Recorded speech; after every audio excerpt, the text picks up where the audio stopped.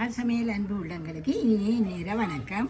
இன்றைக்கு நாங்கள் பருப்பு அரிசியும் போட்டு ஒரு சாப்பாடு சமைக்க போகிறோம். வாங்கோ பார்ப்போம்.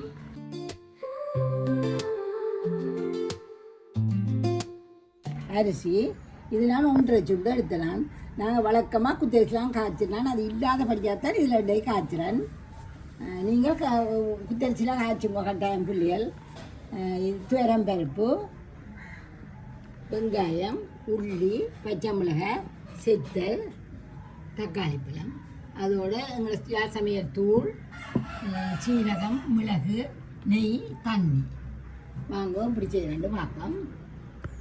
விளாங்கள் இந்த அரிசியை இது குத்தரிசி இல்லாதபடியாக தான் நான் இன்றைக்கு இதில் சமைக்கிறேன்.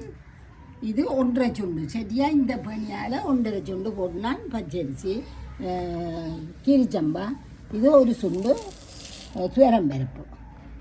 இது 2 நல்லா கழுவுவோம்.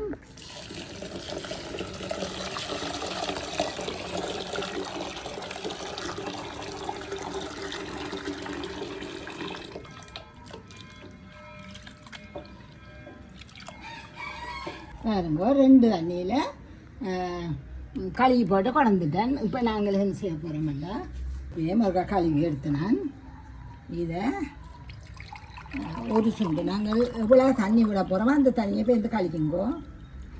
1.5 2.5 சுண்டு இதில் போட்டுக்கிறேன். நாங்கள் இப்போ 1 தண்ணியை இதில் போட்டுக்கிறேன். இது நாங்கள் தாளிக்கும் பண்ணிட்டு இதுக்கிட்ட தூரட்டும். வாங்க நாங்கள் பாதிக்கிற எண்ணெயை விடுவோம். ஒரு 2-3 மேசக்கரண்டி விட்டுட்டு 2 மேசக்கரண்டி தான் விட்டுருக்குறேன். அதோட இந்த நெய்யில் ஒரு கரண்டி விடுங்கோ. மீடியம் தான் விடுங்க. இது நல்லா கொதிக்கட்டும். இப்போ இதுக்குள்ள கடுகு, இந்த கடுகுக்குள்ள உளுத்தம்பருப்பும் கொஞ்சம் கடலைப்பருப்பும் போட்டுருக்கு. வேறுங்கோ இது தாளிக்கிறதுக்கு போட்டு வச்சா சுவம். அதனால் கொஞ்சம் போடுவேன்.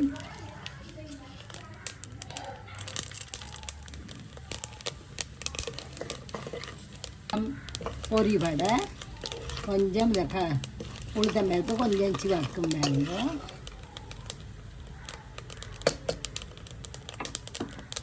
இப்போ நாங்கள் வெங்காயம்,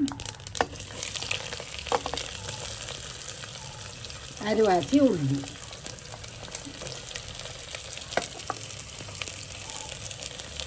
பச்சை மிளகாய்,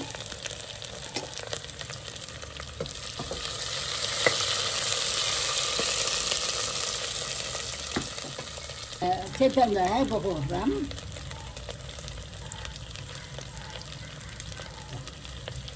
நல்லா வதங்கிட்டுது. இது நாங்கள் இதில் தக்காளி பழத்தை போடுவோம்.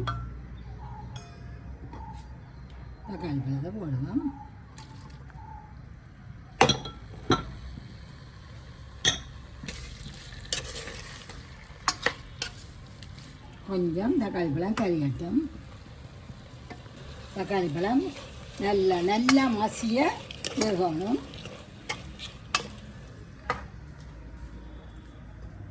இப்போ நாங்கள் ஒரு தேக்கரண்டி சீரகம், ஒரு தேக்கரண்டி மிளகு 2 நல்லா இடிச்சிட்டு வேந்து இந்த உள்ளியை சேர்ப்போம். இது இப்போ இடிச்சாச்சு. நாங்கள் இது இந்த பருப்புக்கு இடிக்கிற மாதிரி தான். வறுக்க ஒன்றும் இல்லை. மிளகு சீரகம் இந்த உள்ளியையும் குத்தி வைப்போம். இது சாடியா மெல்லமாக நசிஞ்சா காணும்.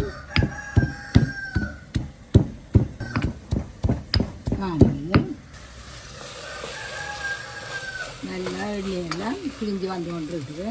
நாங்கள் இந்த நேரம் இது சமையல் தூள், இதுக்குள்ள மஞ்சள் எல்லாமே இருக்குது. இதில் 1 கரண்டி போடுவோம். 1.5 கரண்டி போடுவோம்.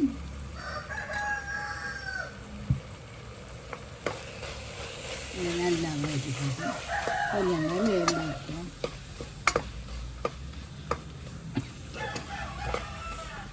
இதுவும் கொஞ்சம் வதங்கிட்டுது. இப்போ நாங்கள் இந்த அரைச்சதை போடுறோம்.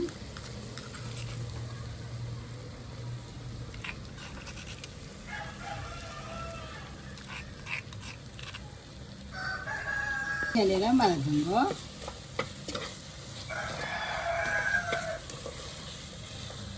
இப்போ இந்த அரிசியை பாருங்க நல்லா ஊறி போய் இருக்குது. நாங்கள் இதை இப்போ இதுக்கெல்லாம் போட போகிறோம். கொஞ்சம் இதையும் தண்ணியோடு சேர்த்து வளர்க்குவோம்.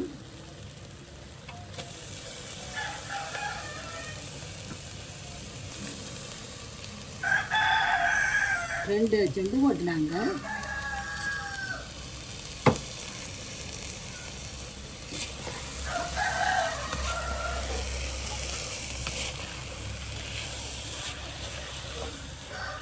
ஓகே, கொஞ்சம் குழஞ்சாதான் நல்லா இருக்கும். நல்லா இப்போ நாங்கள் இதுக்கேற்ற தண்ணியை விட போகிறோம். நாங்கள் 1.5 சுண்டு அரிசி போட்டுனாங்க. அதுக்கு 1.5 சுண்டுக்கு நாங்கள் 3 சுண்டு தண்ணி விடணும். 1 பருப்புண்டைக்கு வெந்து வைப்போம். 2 3 மணி. இப்போ நான் அரிசி கலவான தண்ணி விட்டுட்டேன். இதை நல்லா ஒரு கப்பில் போட்டு பருப்பு ஒரு சுண்டு போட்டுறாங்க. இப்போ நான் பருப்புக்கு போகணும். இப்போ நான் ஊறப்போ 2 தண்ணியில் வடிவாக தேய்ச்சி கழுவுன அரிசி, அந்த தண்ணியை நான் எடுக்கணும். பாருங்க, ஒரு சுண்டு.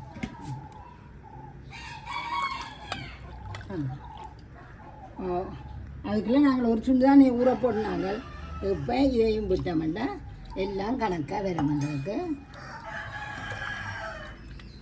இதை நாங்கள் கொஞ்சம் இந்த தக்காளி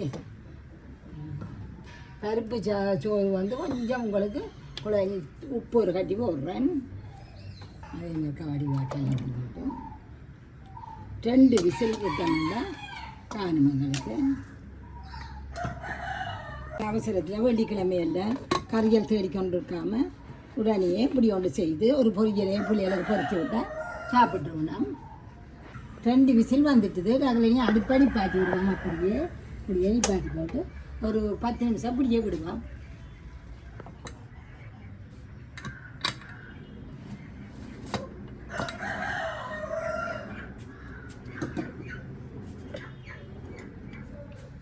இந்த அகப்பியில் கலராக இருக்குது. இதை போடாமல் இதை அழகாக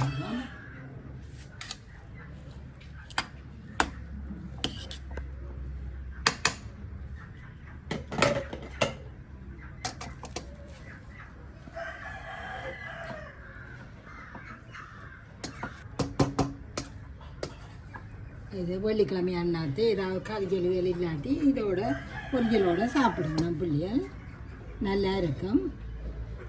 எல்லா பக்கம் படிப்பா.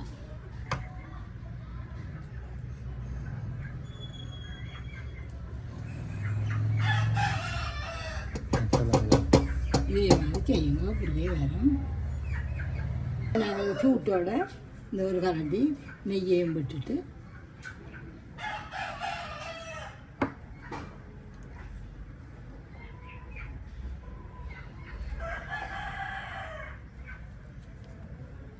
எடுப்போம். ஒரு வித்தியாசமாக இருக்கும்.